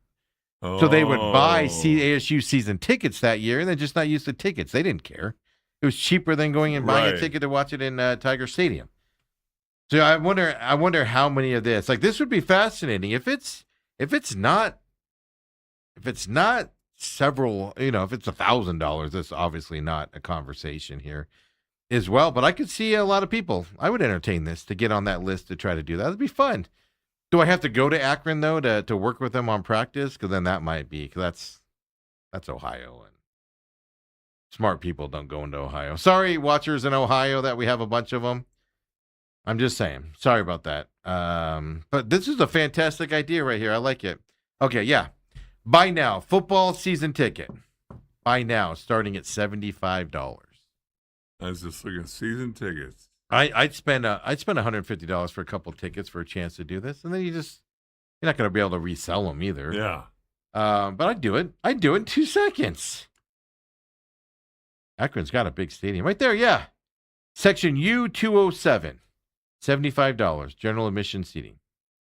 That'd be fun for a chance. And you're helping out a university. That's a fantastic way to get your money up. Because to be serious, and on the serious side of it, if that's something you'd like to try to do, now chances of you getting picked are slim to none. But that's a fantastic way to put that out there and earn some revenue. They probably also have a way to go. Yeah. Oh, this guy's in Phoenix. Or McCollum, he's been lambasting us for years. Screw him. In Akron. This guy's so annoyed with Akron. Behind the bench, it's $181 to sit on that side. Ooh. So on the visitor side, a lot cheaper, $75. So I think it's fantastic. Great, innovative way to bring more money into your program. I think it's fantastic. And it's cheap enough that if you were in the Akron area, you just buy the tickets. Even if you don't go, you waste more than that, people. I mean, you live in Ohio. Come on. What else you got going on? Tire fires? Wow. You just take shots at everybody. No, it's Ohio. Come on. You go to the Goodyear factory. Check that out. Watch tires being made. Drive over to Cleveland, the Cleve. Cut down to Ohio State University because there's nothing else there in Columbus to go see. By the way, since you're talking about that area, the one thing I'm surprised that you have not been all over. The fact that now all the pundits are saying that Big Ten's taking over the SEC. Well, they've been saying that for a couple of years. Yeah, but they haven't. Yeah, they're the last 2 champions. Yeah, but they haven't. Michigan and Ohio State. Yeah, they have. Absolutely they have. Ohio State's your number one team. Did you see the rankings yesterday? I did not. Your Ohio State University comes in at number one. But there you go, folks. Sign up for Akron season tickets. You could script the first drive of the game. Wouldn't that be great, though, if the plays just work immensely? Or worse, they just fails miserably. Quarterback gets hurt. 2 receivers are out for the season. They tear their knees running your patterns. What happens if it's the best drive of the season? Yeah, that'll say. So you might end up the head coach of Akron. After the season, they're like, who's that person that scripted those first plays? Let's get them in here.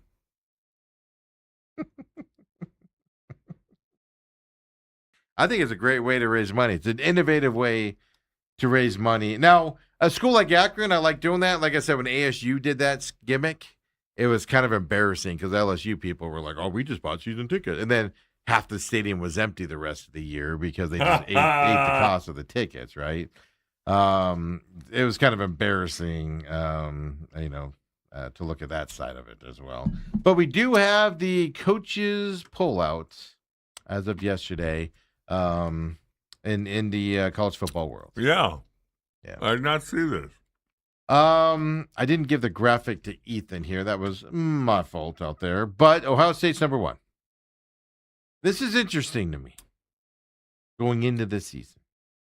Oregon's number 2. Ohio State, by the way, 38 first place votes. Oregon's number 2, 6th place first place votes. Okay.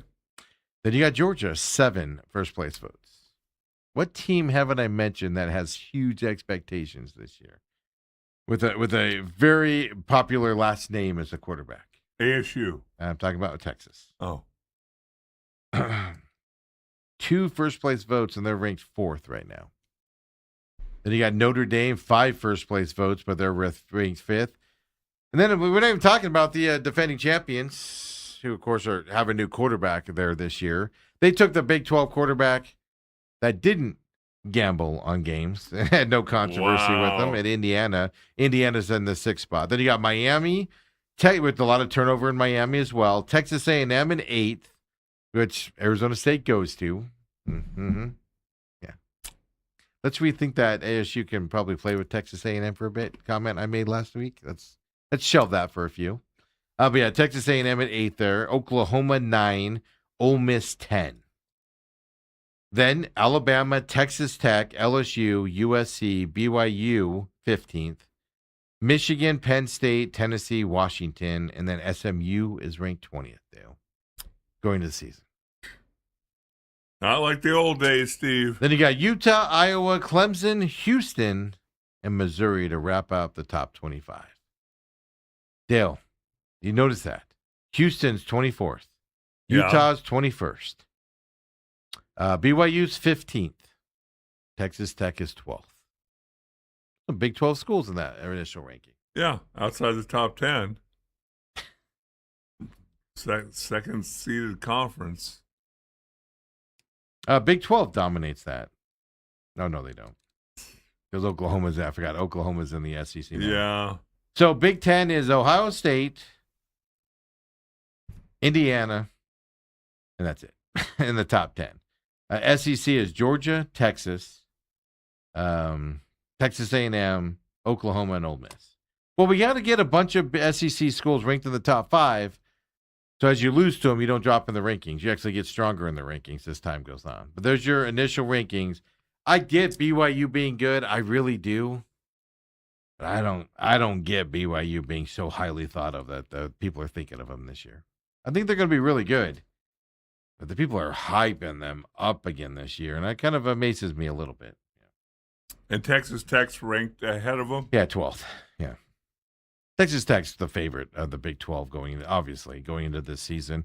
But then Houston at 24th. Houston! I don't know enough about Houston from what they did last year. But Houston, 24th? Well, your boy Clemson right there at 23. Dabo Swinney. Is it week 1 or week 2 that he's out of the top 25? Which one is that this year for Clemson? Well, what I was curious about, I've not heard an Arizona school yet. You also didn't hear Arizona. Yeah, you didn't hear Arizona in that list either. And Arizona's hyped up there. Hyped up this year with Fafita coming back. You're so ridiculous. I'll say this in college football 27, Fafita threw like 3 interceptions to me the other day when Ethan was playing him. Right directly. You know what? I think he had 5 turnovers, to be honest with you. Yeah, 7. I lost count. He was turning the ball over to me so much. 7 turnovers. I lost count of them. Not a bad omen for Arizona fans out there. But yeah, they're not even on this list. Yeah. Others receiving votes. Arizona does have 50th vote. So if you go by this, top 25, obviously. Louisville's 26, Florida's 27, TCU's 28, Illinois' 29, South Carolina's 30. Oh, Arizona's 31st ranked team in the country right now. Arizona State, by the way, 8 points in this voting as well. So they're in the top 50.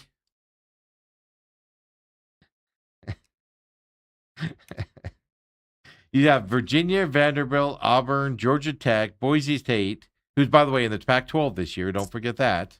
Oklahoma State, UNLV. Well, I'm high on UNLV this year. They're in the Mountain West, but I'm still high on UNLV this year. NC State, Florida State, Virginia Tech, Nebraska, Memphis. Arizona State is ranked 1 spot ahead of James Madison there going into the season. We're ranked, baby. Now you're talking about ASU and James Madison in the same sentence. Yeah, ASU plays Hawaii this year, and Hawaii made it with 1 vote, 1 point this year. So you're going to play another ranked team, Dale. 50th ranked team in Hawaii. Start your season. Is that here or in Hawaii? It's here. It's after that London trip. Oh, wow. It's on that. Okay. Baylor, and I think it's Hawaii and then Baylor, if I remember correctly. But there you go. There's, in all seriousness, there's your rankings. Not a surprise. 1,000 SEC schools in there. Half of them won't be in there later on. Just you got to start them off in there. So when they lose, they can be ranked up higher. Oh, but look, they played. Oh, but Ohio State played the 25th ranked Missouri at the time. Anything to do to compete with the Big Ten, I guess, Dale, to compete with the Big Ten championships. Is it just all SEC sports writers that voted? Probably. And ESPN members who have to vote for SEC teams since they're in bed with the SEC. Kirk Herbstreit's told to vote for SEC schools. But they're 0-11. South Carolina, I have them as a first-place vote. But they're 0-11. It doesn't matter. They're in the SEC. They can beat the other schools. It really doesn't matter in the SEC because anybody can beat anybody on any given. I remember in the Pac-12 you say that, oh, we just cannibalize each other. Yeah, Washington State just cannibalizes USC. Shut up. Big Ten's better than the SEC. Been that way for a while. Top to bottom. The worst Big Ten team can just dominate an SEC school. You're so ridiculous. You're so ridiculous. Northwestern. Let's go. Northwestern, Georgia. Let's see what happens. I think Northwestern open.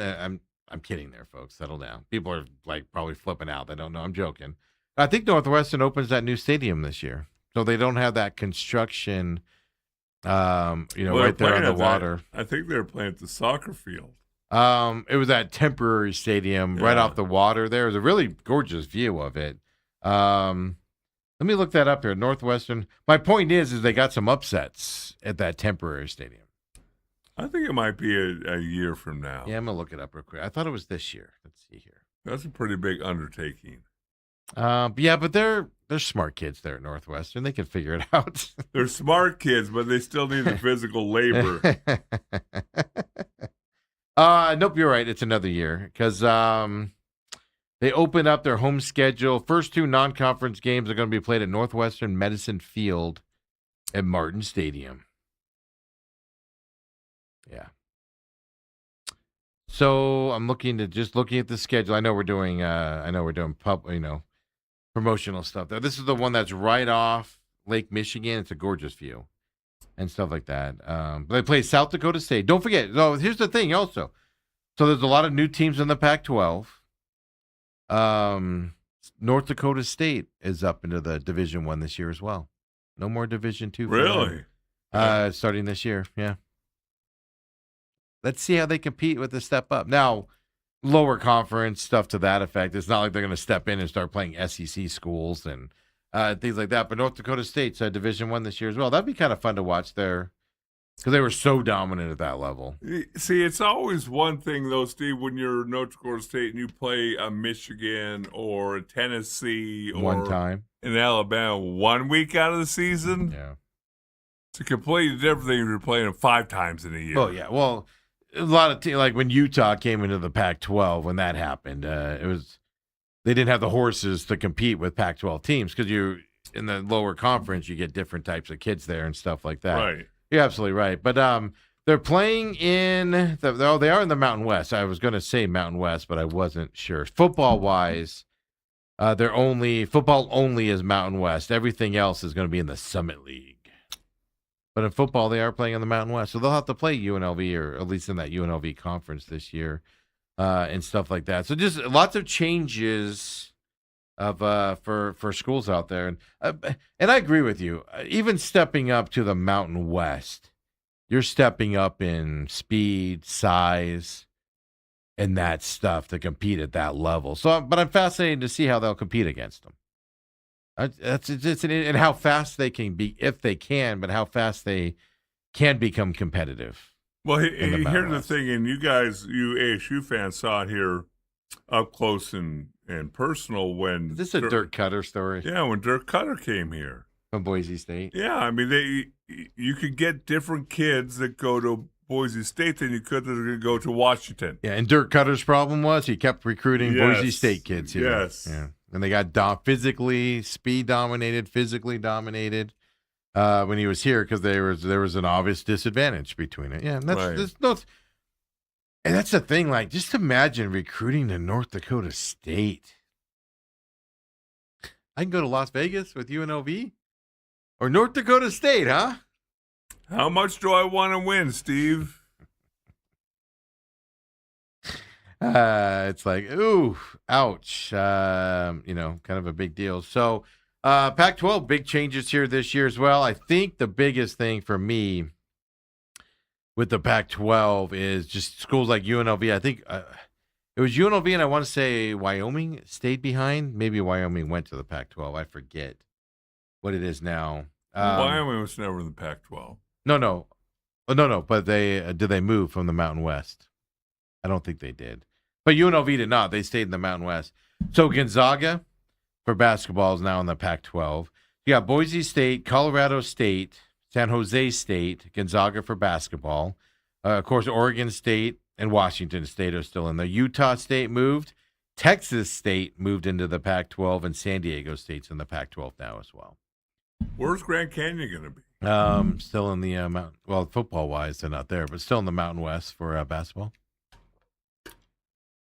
So that's your Pac-12 schools now, which I think UNLV and Wyoming made a colossal mistake not making the jump to the Pac-12 and stepping up. We'll see. I'm high on UNLV this year, though. I think they're going to do good. But it's college football season. ASU's at Campdale right now. Are they in camp or they? No, I think they opened today. Today's when they're opening. Yeah. But they open up here, then go to Tontozona? Yeah, it's like the last thing you do. You go to Tontozona for a week now. It used to be you went to Tontozona for like a month or 3 weeks or whatever. Now you go up there for a week, and then you come back. You going down. up there? No, I've been over there. I'm not walking a mile and a half. Well, there's trams you can take. Okay, me and thousands of my other friends, ASU friends, taking that tram up that hill. No, I'm not going. A chance to get to know people. I don't want to get to know people. They're your brethren. Okay. I don't talk to my real brother. Why do I want to talk to ASU brother? Well, you don't talk to your brothers. I thought you talked to your. What'd you say, Ethan?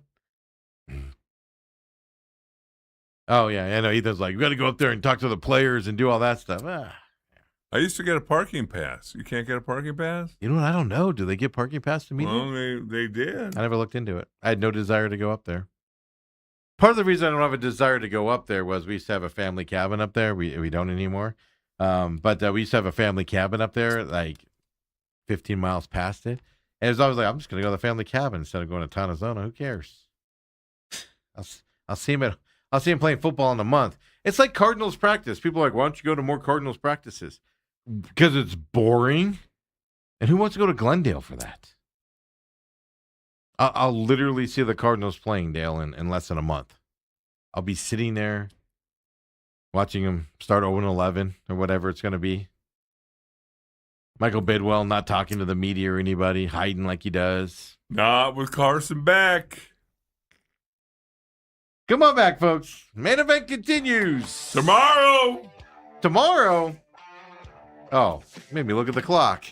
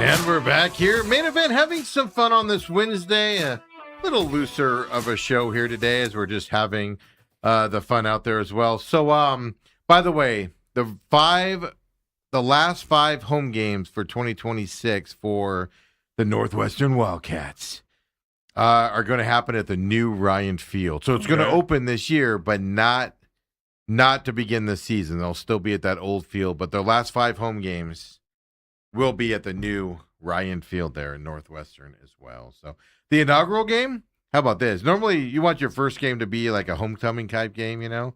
Their first game hosting Penn State on Friday, October 2nd. They're opening up the new stadium. Good luck to you. On a Friday. Friday on top of it. That's interesting. Yeah, right? Especially, I know they don't consider themselves in Chicago, you know, but yeah, I mean, right there in Chicago, good luck with that traffic getting in there. And here's the other side of it. You could have a really bad record at that point. So who's going to want to show up? Well, it's Northwestern. You're used to having a bad record.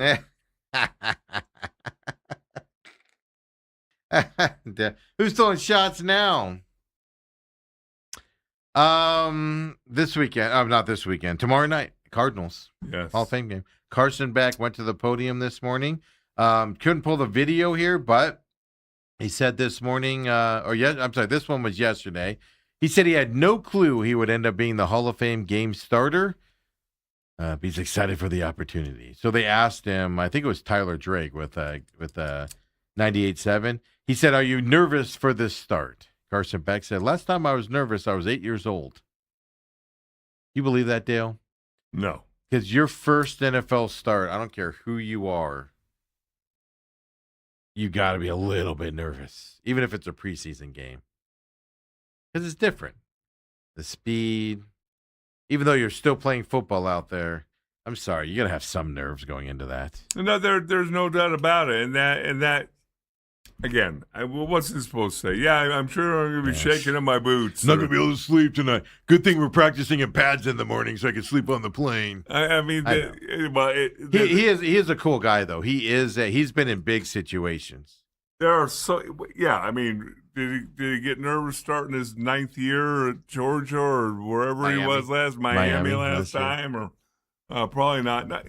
If he wasn't nervous going to the championship game last year, he's lying. Yeah. I agree with that. He's lying. I don't care how many games you play. I mean, I was told as a young player the day that you stop getting butterflies for a game, you probably should hang it up because I would agree it's with not that. exciting to you Yeah, because anymore. I go through that even here. Like I've been doing this since 2020, so 6 years doing this type of work. And, sometimes right before the microphone goes on, I'm like, whew, take a deep breath.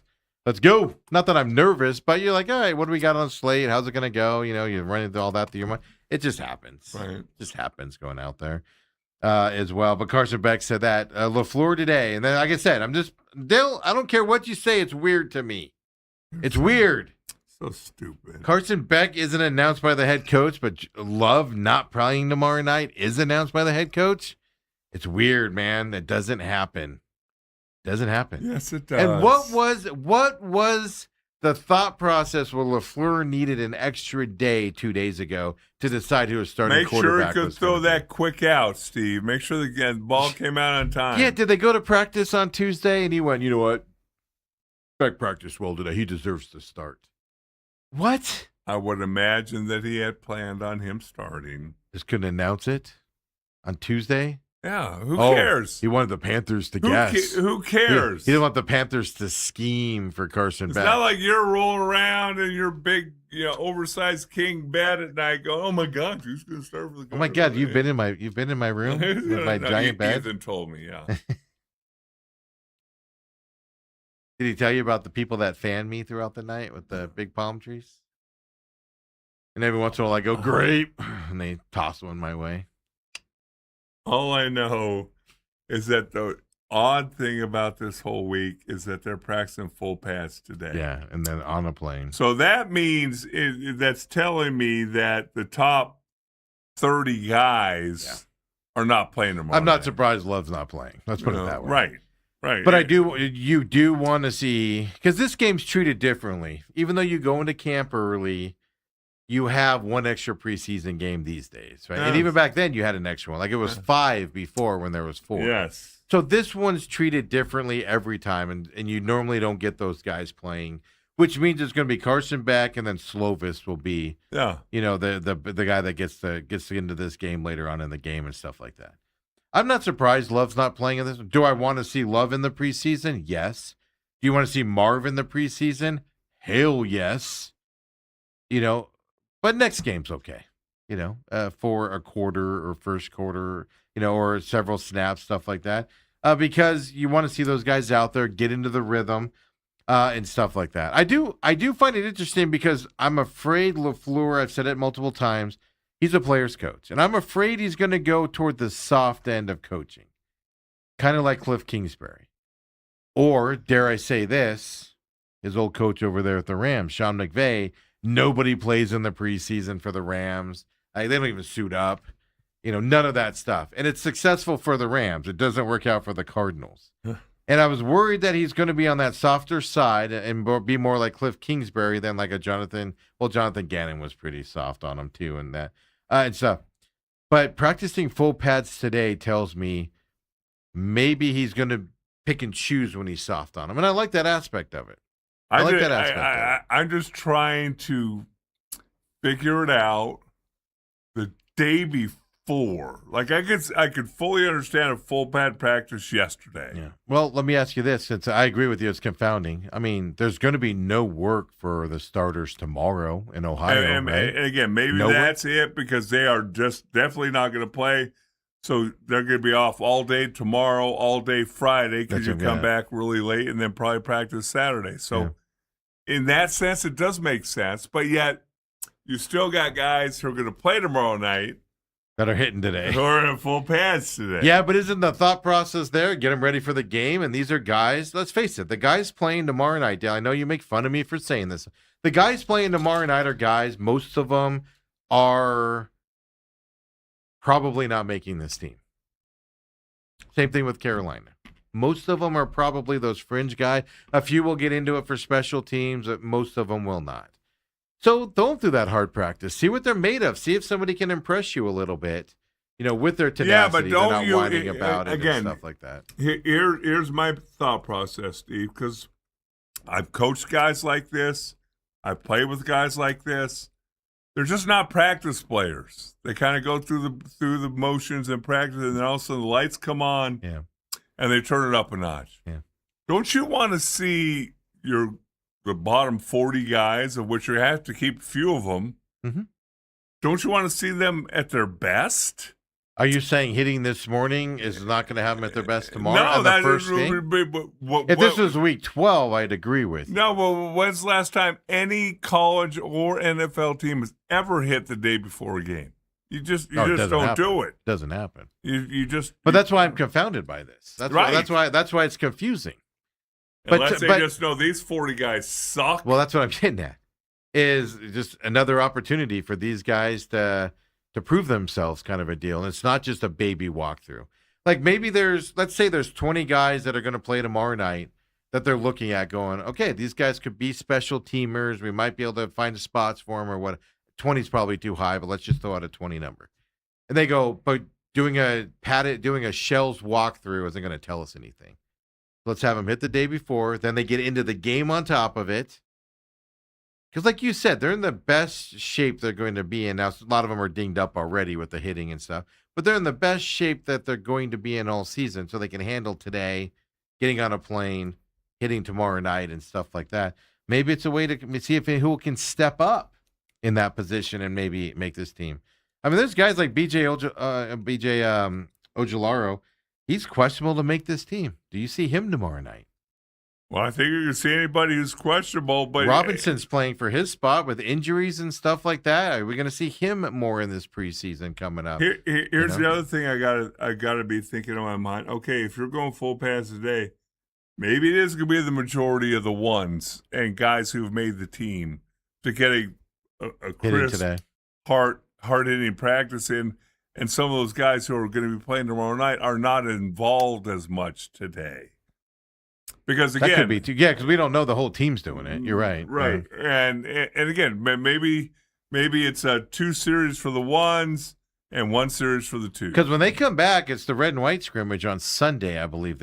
So they're not going to hit from today until Sunday? That's why I'm thinking he's doing it today. Yeah. Because like I said, tonight when you land or tomorrow, it's just a walkthrough before the game. You're not going to be out there running routes and stuff like that, minimal stuff. So that's the thing. You're not going to go from today and then Saturday. You're not going to have them hit Saturday with red and white game because red and white game is like live action. It's not a game. It's game close to game conditions you can get without being in a game, but it's still a glorified practice. You're not going to go from today, nothing Saturday, a little bit, and then Sunday just open it up. To me, that sounds even worse. Which brings me to my next point. Uh-oh. What is happening with ACLs, man? Every year we talk about this. Non-contact. The Atlanta Falcons, Jalen Walker missed the whole season with an ACL injury. We've seen ACL scares this year, definitely. Yeah. But we've seen some ACLs, some Achilles go out. We've seen some Achilles scares. We've seen some ACL scares. Now we're getting all these guys missing camp and stuff like that. I get it, Dale. Guys are bigger and stronger and faster than they've ever been. And like you've always said, fat doesn't pull, right? And guys are coming into camp in bigger shape, muscular, been working out with the weights, etc. But they've got to figure something out to where guys can have their bodies in shape to hit. Because I should sit down and try to look at this. I don't even know how to do it. I don't think you see too many ACL and Achilles tears later in the season. They happen. Don't get me wrong. OBJ had one a couple years ago. One of the Cardinals players that I'm forgetting his name had one late last year. So you do see them as the season goes on, but the majority of them are training camp, beginning of the season type injuries out there. Just doesn't the end up, not that you're intimate with the Players Association, you just want them to keep taking care of you, and allowing that check to come through. But at some point, aren't you? Or do they just not care about injuries? They're less concerned about injuries than they are getting guys out there to play and more people on the rosters. Well, my thought process on these tendon tears, the fact that there's all this medical marvelness coming up with how you can get stronger and bigger and faster and all that. Your biceps, triceps can get huge and so strong, but guess what? Your elbow tendons, your shoulder tendons, there has been no known course to man to strengthen those. And so you still have you have tendons that can support a 450-pound bench press, but now these guys are bench pressing 600. Or your quad and your hammy and your calves, you still have the same ACL that you did from 1960. Yes. You know, and it's holding so much more force in there. And they got to figure out a way to strengthen the tendons because you're right. You think that's the way to go? Work on that medical marvel more so than figuring out how to prepare the body for the cuts and the hits? Well, see, I think these guys do that in the offseason. I think they're cutting and moving and whatever. But if you get just dinged on the side, and because it's a lot of non-contact injuries. Now, the other thing is, I'm going to tell you this: it's not the most aesthetic-looking thing. I used to wear knee braces. Yeah, all the way up until like my last 2 years in the NFL, when I was just basically snapping or having to play, a quarter here or there. If somebody get injured, you get mad because you have to go in the game. Helen, get in there! What? Are you kidding me? Where's my helmet? But I had the old-fashioned knee braces to where you had a strap around your thigh, strap around your calf, and steel bars. Yeah, I remember those. And no less than 2 occasions did I come in after a game, take my knee braces off, and the steel bars were bent. Talk about steel bars. Yeah. So the ones going down the side were bent. Yeah. So if your knee took that shot, that's a couple ligaments. Yeah. Stretching them out. But nobody wants to wear that because it doesn't look cool. That is true. All that stuff's gone now with guys. Yeah, they wear no pads. Yeah, they don't even wear like those shoulder things to protect your shoulders and stuff anymore. It's fun because aesthetics are more important. Well, so we're talking about this for preseason, and Cardinals practicing this morning. They're on the field right now, getting on a plane. Hall of Fame game tomorrow night. So we're discussing that. Then I see this. We know already San Francisco 49ers are going to arrive basically a week before their Australia game in week 1. San Francisco is already planning to arrive a week early.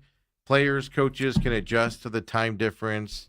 The weather there, it's drier. It's humid there where they're playing. It's drier in terms of different humidity than they're used to in San Francisco. Let's put it that way. Now the Rams have announced they're going to go to Australia the day before the game. They're going to land the day before, just like a normal travel schedule. Like if you're going to New York, you show up Saturday, you're playing Sunday, you're flying out Sunday night. They're doing this, the Rams are, for their game in Australia, the day before that game in week 1. It'll be interesting to keep an eye on that because I distinctly remember when I was in Buffalo, almost every year we had to play at Seattle for whatever reason. And they tried every which way. We went in on a Thursday for a Sunday game. We flew in on a Saturday, got in late Saturday night, get up Sunday morning with the thought being you get the game in before jet lag sets in. Exactly, yeah. And but I know, like the Giants, when Fossil was their head coach, and I worked in that hotel, and all you football teams would stay there. Like the East Coast teams, they'd come in on Friday, and so that way they'd go out Friday night, do whatever. Saturday was the business day, but they'd be there Friday. I'm assuming for timing and weather and stuff like that effect to get out here and stuff like that. Yeah, I mean, a day before. That's what. From LA, that's a 14-hour flight, whatever it is, on a plane, no less. You're gonna be drinking water galore, snacking galore. You got to keep the weight on. Well, I don't know. We again, my personal situation, we played in a World Bowl game in Japan, Tokyo, when I was in Dallas. We did a couple of them. One we went over 4 or 5 days before, enjoyed it. Did the sightseeing and things like that. And another one we flew in the day before. And the big names had to do their press conference, all that. You went straight to the hotel. Yeah. You went to sleep. Got up the next morning. You played the game. Boom, you're on a plane coming back. Everybody's trying to find different ways. Everybody has different. It's the same thing like bye weeks. Some coaches are like, take the whole week off. Yeah. Some coaches are like, nope, you're gonna have Saturday and Sunday off, and then we're back on Monday. You're working Friday and then Monday because they don't want you to have that free time. But we used to get so mad in Dallas because they'd be like, we can't give you more than 2 days off. It's like, why? You think we're going to forget how to block power? Yeah, all of a sudden. No, they're afraid you're going to go either get in trouble or go get fat and lazy.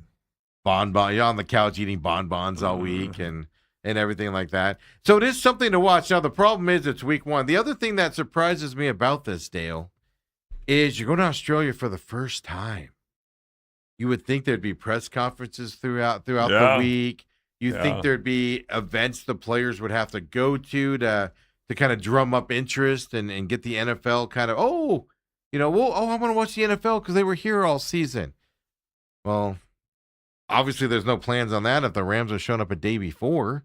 Well, what's also interesting about that is that's a commitment from your owner. Say, okay, I don't know, hotel room's probably going to cost $500 a night, something like that. You don't think the NFL helps out for these guys when they have to travel international? And stuff I would like that? think. I would argue that. I would argue they get a stipend or something. But what I was going to say is the fact that what's fascinating to me is this is a regular season game. It counts. Yes, first one. Yeah. That's different than second one. Flying to Australia or Germany or London or whatever for a preseason game. Yes. To where, there's 30 guys who are playing in that game and are fighting for their lives. And it's week one against a division opponent that you're supposedly going to be competing against, not just to win the division, but playoff seeding and stuff like that. This isn't just let's go down there, have some fun, win or lose, we come back, we'll figure it out afterwards. This is a high-profile game. Won't it be kind of interesting, though? It'd be a great measuring stick. Because if the Rams go the day before, they play a football game and they win, and San Francisco's sluggish. Oh, it'll. Then they change. I think the winner of that game, to be honest with you, I'm thinking the winner of that game is going to be catapulted out at the beginning of the season. No, what I'm saying though is you're talking about a preparation for it and going okay. Yeah, if the Niners are there a week and they look like garbage. Yes, that would shock me. That would shock. But are they going to have more distractions? Are they going to have on Tuesday, right, their day off? Are they going to, let's go see the opera house, and they're sightseeing, and they're not doing what you normally do on off days. I know it's the first part of the season and stuff like that. So you're out sightseeing and stuff. You're distracted from that side. And whereas the Rams are in L.A. You're bringing families. Focusing and stuff like that. Yeah, you're bringing families. It's going to be fascinating. Kids coming, I just would have thought the NFL had stuff for them to do throughout the week to promote the game. Appearances, yeah. Why is that not happening, right? Really quick before we take off here on this Wednesday, just having some fun here today. Don't forget Uncle Lou coming in tomorrow as well. But in the IFL circle of things, of course, we talked Rattlers do. They're having to move their practice. I saw over to the Madhouse on McDowell this week because of a monster truck rally or something this weekend out of the Desert Diamonds. So, Dale, it's a distraction for the Rattlers. Well, I guess leading into this game against San Diego, they don't host a home game. Well, that's the thing. They wouldn't be able to have one, or it'd have to be Monday or something, because of that happening all weekend there as well. They go to San Diego this weekend, but I just want to let everybody know here, defensive back McKee Sr., who we met him earlier this year in the press conference, super nice guy. Call DCS. They were 2 of 4 defensive backs named to the all rookie team as the official wording on that in the IFL. So they're on there, and also Matthew Cook, their place kicker, made the all rookie team as well for your Arizona Rattlers. So what time you need to leave and to head over to watch the game? On Sunday at 4:30. You're home by 11. Yeah, but you drive out that morning. You drive out Saturday. I know. Yeah, drive. Why do you put that? Why do you put that into the universe? Yeah, Ethan's busy. Autumn though goes, what time are we leaving to go to that game? She did say that over the weekend. Yeah. I'd spend some time on the beach and then go to the game and then come home and Don't have to worry about Ethan. And that is true. I'd rather go to San Diego. It's not San Diego, though. It's way up in Carlsbad. So it's basically L.A. Pretty area. But yeah, I'd rather go to San Diego, that area, than I would Vegas, to be honest with you. I'm so Vegas is out. Vegas it out with stuff out there. So 3 guys made the all team there, rookie team here for the Rattlers. So I just wanted to mention that as well. Do they have any guys capable of making first team all league, or I'm not following them enough. You know what? I follow the league, but I don't go into stats that well. So I don't know the answer to that. Okay. Do they have a couple guys? Yes.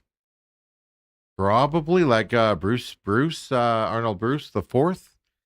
He's probably got a chance. He's receiver, number 10, really good. What do you do while you're at the game?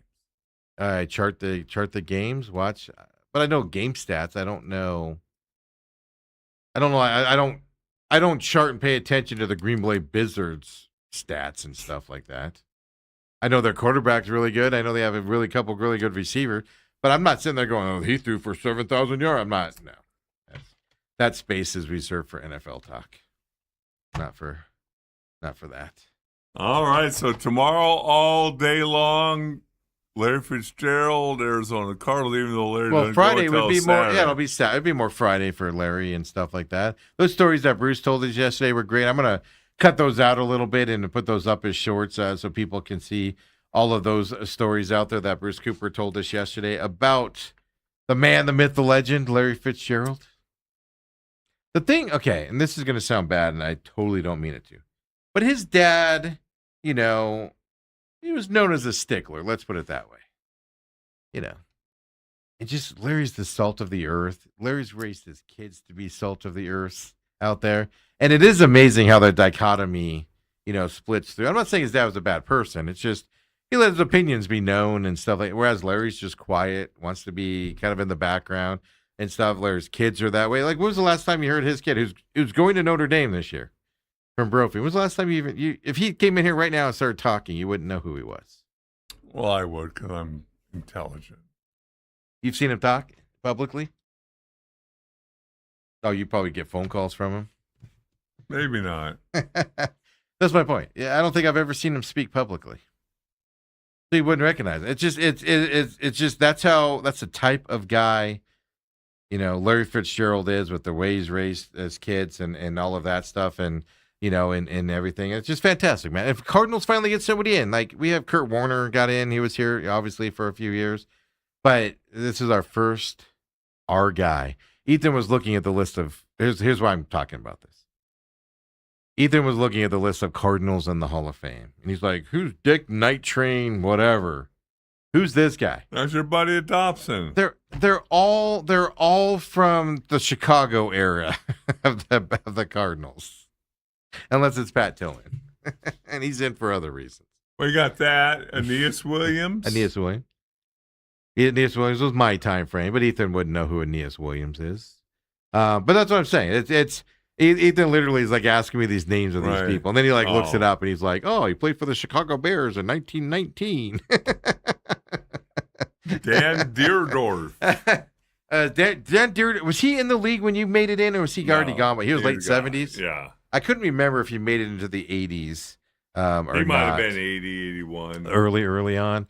But yeah, and it's just so, for us is all the suffering Cardinals fans go through, the headaches we go through with the ownership, how they treat your season ticket holders. Like the amount of people that sent me the Raiders gift that the Raiders sent out to their team. The Raiders do a fantastic job. So the Cardinals, it used to be the Cardinals would send you this box. And you'd be excited to open it up. There'd be some, I'm going to call it a poster, but like some trinket in there that you could put up. I have them all still. And then over the years, it turned to a clear bag one year. Hey, we gave you a clear bag.